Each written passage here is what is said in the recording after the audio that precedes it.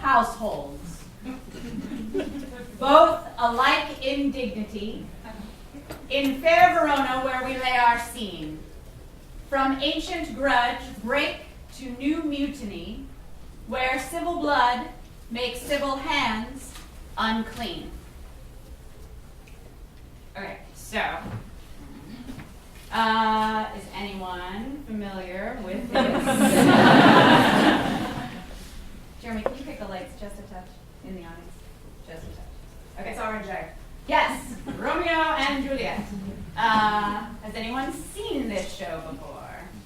We do hands. Just oh. Yes. Has someone seen this show recently? Yes. Yeah. You raised your hand. Yeah. Just checking. Do you mind describing what your experience was like to us seeing the show? And when I ask that, I'm just going to shape your answer just a touch. What we don't need to hear is like the quality of the production, okay? So don't worry about that. Or how the production itself affected you emotionally. But what was your experience coming to see that theatrical production? Pretty unexcited. I've seen it a bunch of times before and wasn't expecting a lot from the show. Okay. It was an old school production.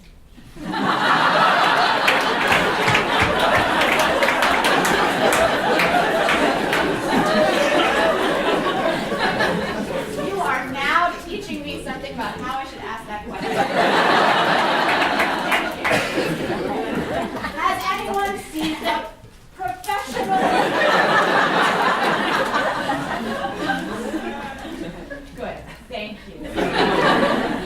So has anyone else seen a production? No, and that was excellent, okay. Has anyone else seen a production of this theater, of this show recently?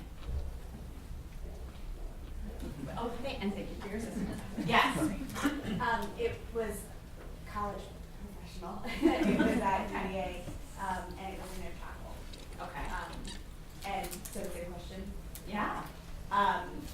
I was thrilled to see it in the religious space because of the themes of the show being reflected in the environment that the performance was put on. My friend also directed it, so I was wanting it to be great. If only for that. Otherwise, it had been since high school since I had done the obligatory reading through play. So Awesome. This is great. So already, I'm excited. I really don't need to get my presentation because I need to figure out how to use my phone.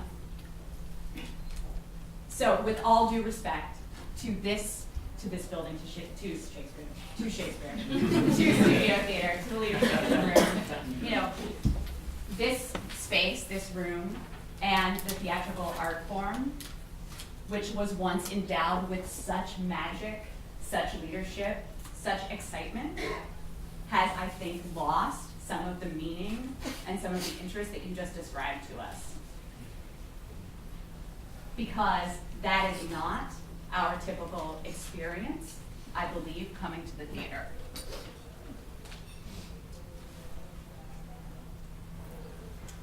It is now memorialized. It's now preserved and contained, and I think if we just look around this room, we are literally packed in and contained in this space.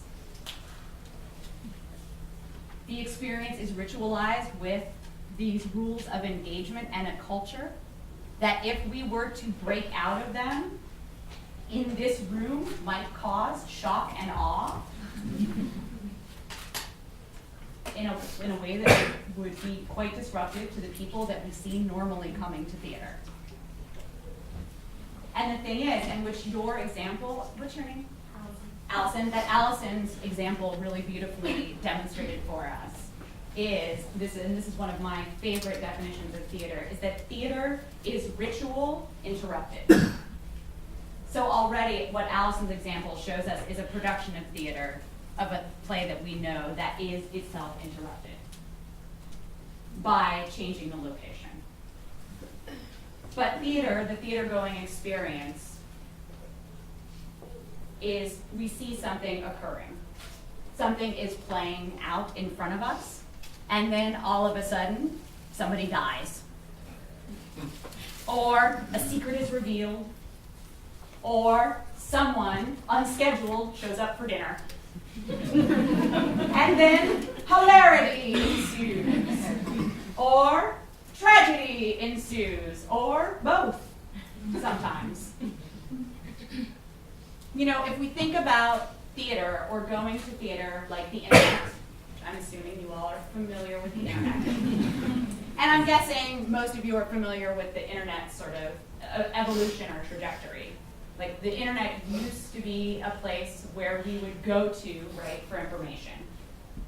And now it's just everywhere and we're already a part of it. And we can do whatever we want while we're a part of it. It's happening, we know, we can check in, we can check out of it. We can make our own content, we can share, we can be affected, we can affect others. It's the network, right? And it's interesting because museums and performing arts centers and very, very, very, very slowly theaters are starting to look at this model of, I have so many things in my hands right now, not that, of like a center, right? A performing arts center used to be this model of places where people had to go to.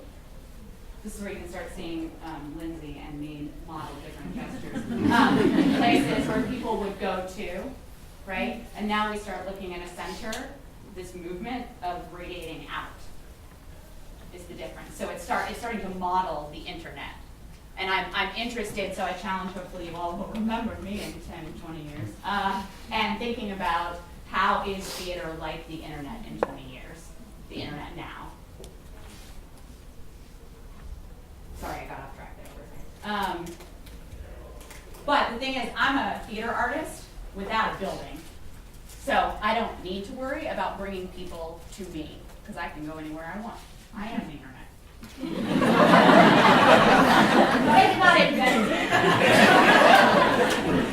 Oh, that's page 3. Interesting. I am profoundly interested as a theater artist in certainly what goes on up here, but really I'm more interested in what goes on, well, I'm definitely more interested in what goes on out there when I go to theater, which is why I spend most of my time watching the audience versus watching the show. And I'm much more interested as an artist, as a maker of theater, in what's happening between us and how that affects this entire room. Whether this room is a theater like we're in now, or as I'm more interested in, whether we're in a different kind of room or whether we're outside of a room. Because history has shown us that interrupting rituals can cause really great social movements, riot, uprising, and change. And I'm incredibly interested in how to heat things up in here and change things up with the form. However, we're really accustomed in theater to, you all sit while I do. And if we just suddenly threw that all up and changed it, it would not really go over so well. So we have to start things really nice and gentle, and that is called scaffolding. If we were scaffolding, we might start the presentation something like this. Hey! Hi, everybody. So I'm Rachel, and this is my friend Lindsay, and we are here from Dog and Pony DC. Dog and Pony DC seeks to upend the way that theater is produced and consumed in DC and across the country. And if I was not wearing a dress, I would, at this point, probably do a cartwheel. All right, so how do we do this? And this is when I'm going to start walking. All right, okay, go. So, Dog and Pony DC creates work around two basic principles. The first one is called audience integration. And in case you like reading, I put it up there. Audience integration is an approach to creating new work that strengthens the connection between artists and audience through the art. So the idea is that it endows ownership to the audience, it advances theater as an experience, and it deepens the audience's emotional and intellectual investment in the work of art and in the experience of going to theater. The other thing is a way of producing and managing theater, which is called connectivity. And connectivity is a lens that focuses on and magnifies the value of art. And that's about broadening the community around art and deepening the investment of everyone that's involved in the art. Hey, how are you? Good to see you. It's nice to see you. So what's crazy is one of Dog and Pony's core values, and this is probably the corest value, we call this is like, and this is like, I hold this so pure in myself, is that the audience completes art. Whoa, don't look at that slide. Can I go back? Okay. Oh my gosh, this whole thing's almost ruined. Okay. The audience completes our ensemble. And that is a super radical idea. Dog and Pony is a 12-person theater ensemble, but we honestly believe, and we say this like so many times, that we are not done with our work until we are with you. And it is really impossible to rehearse our shows without you. And so these principles of audience integration and connectivity and this belief that the audience completes our ensemble means that Dog and Pony DC ultimately supports extreme climate change.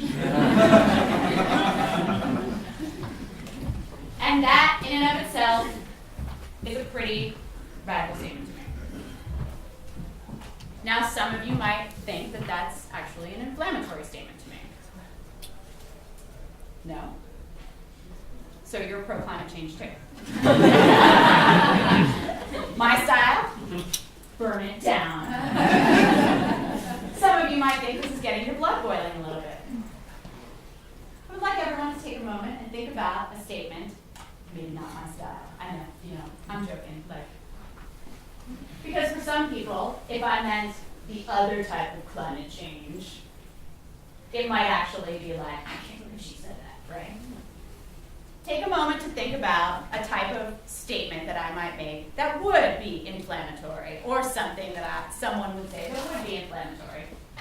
For instance, I have a very good friend who, if I mentioned that I'm a Green Bay Packers fan, go Pack, he would start spitting out the phrase, "You're a traitor to your state." So take a moment, think about that phrase. What is that inflammatory statement that someone would say to you? You would just be like, "Rrr!" I'm in the dark, sorry. You got it? This means yes. Good review. Okay, take a look around at the people next to you. I'd like you to imagine that somebody next to you is thinking that statement.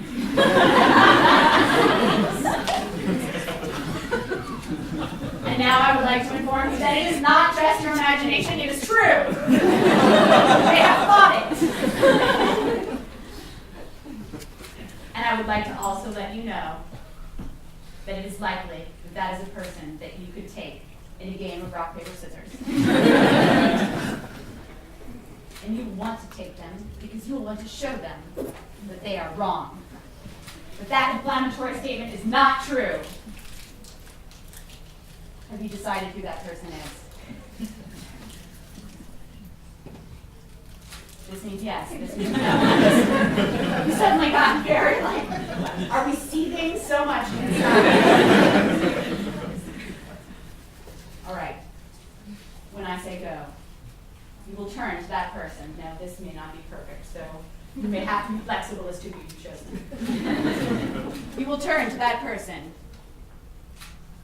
and you will play a round of rock, paper, scissors. It goes like this. Lindsay and I are going to demonstrate. Rock, paper, scissors, go. Oh, I have won. Ready? Go.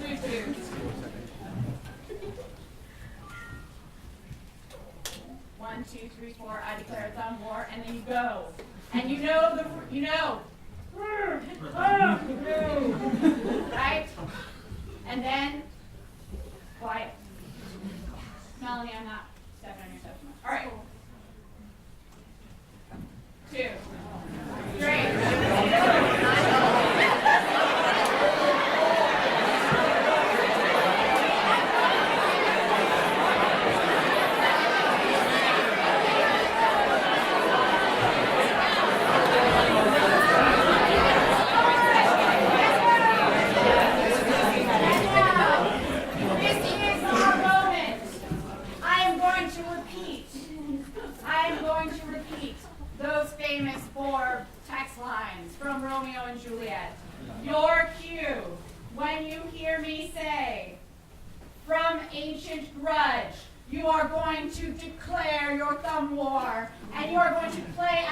some more so that we can experiment with this. Our opening scene to Romeo and Juliet. Are you ready? You are the Capulets and the Montagues.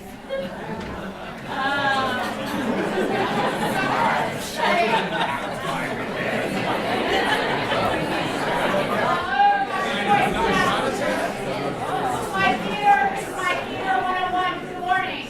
I'll bring your voices down so you can hear my lines. That's the Lord keeps us off my line. Okay, ready? Two households. That's the two of you. Both alike in dignity, in fair Verona where we lay our scene. From ancient grudge, break, to new mutiny. Where civil blood makes civil hands unclean.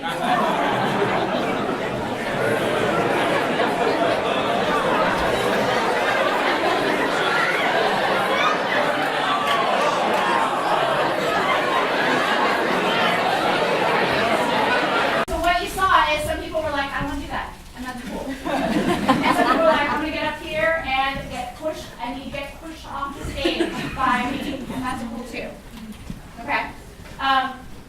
Because the difference between what I believe is the way we need to start involving audiences in our performances is the way we need to scaffold the experience so that the narrative and the experience are interwoven.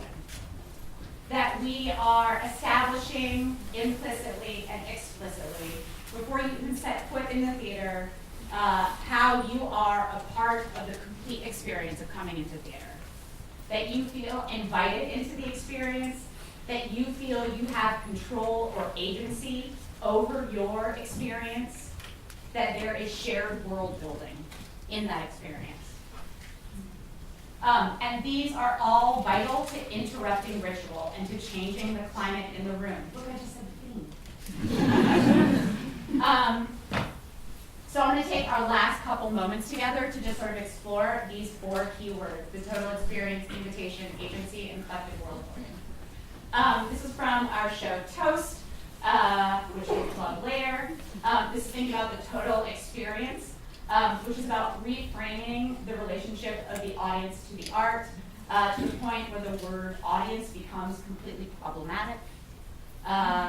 This show was devised with audience, so 85% of the first year of devising or creating was done with audience, completely public. We had audience observing audience and testing sessions. Audience that were part of making the show eventually became part of the ensemble that was making the show, eventually became performers in the show. This is a scene from our show Courage, which we talk a lot about invites. The hard invite, which is very specific and direct, it's very clear and obvious. It's like, hey, what do you think about this? That's a hard invite. A soft invite is very gradual and coaxing. This is a mosh number, musical number from the show. And the whole song is like this, and the dancing is like this, so that we're doing this, and the audience is doing this, so when we start doing this, and the point to the show up till that point is so that you feel comfortable getting up and dancing with us. I don't need to say this to you, because you will just want to join if you want to join. The invitation is embedded.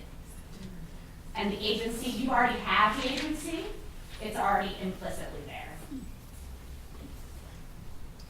This is from a clown show. Oh, look, it's you. I put that in. This is about, the capacity, giving agencies about the capacity to take action during the work of art. In this scene in particular, and I apologize for those that can't see this, this was a faux seduction scene, and it's around a bench that looks like a metro. You can actually sit on both sides. It was an alley seating, so audience were on both sides of the bench, and the audience moved between each scene, restructuring themselves. And a young man actually sat on the bench once the audience shifted. So we were doing the scene with the who's probably 17 or 18, was just sitting there next to us. And in the middle of the scene, he put his arm around me, claiming me like I was his girlfriend.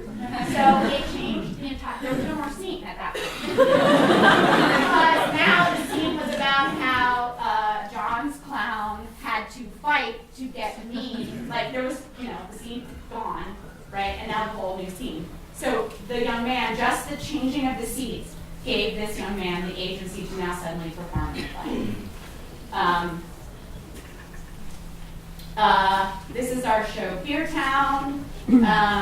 And to talk about collective world building, we create this small town called Beer Town. And it has a time capsule. And we have all this backstory to all the elements that are in the time capsule. The audience debates and votes on what should be in the time capsule and what should be excluded from the time capsule.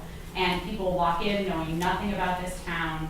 And most often we hear from audience members, I cannot believe I cared so much about something I knew nothing about 90 minutes before. And that is, I have a story for another time about this audience member. I played for many years an awkward 15-year-old girl in it, and this audience member was sitting there. I had a conversation with them about how my father died, or my mother at that point had died in the show a number of years earlier. And this woman sat throughout the second act and kept like winking at me. And but it's not like winking at me like, you're an actor, but like the way that we wink at children. Like, good job, you're doing a wonderful. Like, I was like, I understand, I'm 35. But we world built together. And, they are, these transparency, authenticity, and vulnerability are these buzzwords now. But I think for me and for Dr. Pony and for all of us, I think when you start embodying the things that you believe in and bringing them through your work, it is amazing what can start happening. And these are none of these things are values, sadly, of professional theater in our country. And they are not a part of our learned or inherited ritual. And I honestly don't blame anybody, including myself, for losing interest in theater. But today, I am asking you, who I presume are a part of the most powerful community in the artist-audience art triangle, and that is the audience, in terms of theater, to join me in upsetting that triangle. And this is how I'm going to do it. I'm going to close today with, because of this, I'm going to close today with what Dog and Pony is calling the social media theatrical experiment. So Dog and Pony and I have created this for you all. We've never done this before, so I'm a little nervous. Thanks, Mom. My colleague Melanie, who is like, I had to call her, like, can we do this? And she was like, so for the next 24 hours, Dog and Pony's Twitter handle is yours. Everybody in this room. This is the password. It's I put a slash. There's no slash. I'm so sorry. There's no slash. No slash. No slash. It's just CreativeMornings PC. We are inviting you to take it over for the next 24 hours. The password will change at 10 a.m. tomorrow morning. This is brilliant. Again, there's no slash. No slash. It's just CreativeMornings. And somebody start logging on and test it now just to make sure it actually works. We are inviting you to the task of interrupting a ritual and taking a picture of it from this handle, or honestly doing whatever you want from this handle. Please, we have many followers. And I say that, but then now I'm mad at myself because I just said this is agency, right? I trust you. I do. That's what I'm doing. I apologize that I just said that. Invest in make-believe. Invest in make-believe. Take pictures, post them. Challenge our followers to do something that involves people in these tasks. The agency is yours. Do with it what you want. We trust you. And we have a show going on. It's hashtag ToastPPTC, but if you look through our feed, you can probably figure it out. I don't think there's any more questions about it. I just to my colleague, Lindsay Snyder, who's amazing as my interpreter today. And I want to keep challenging you all to change the temperature in the room. Thanks for having me today.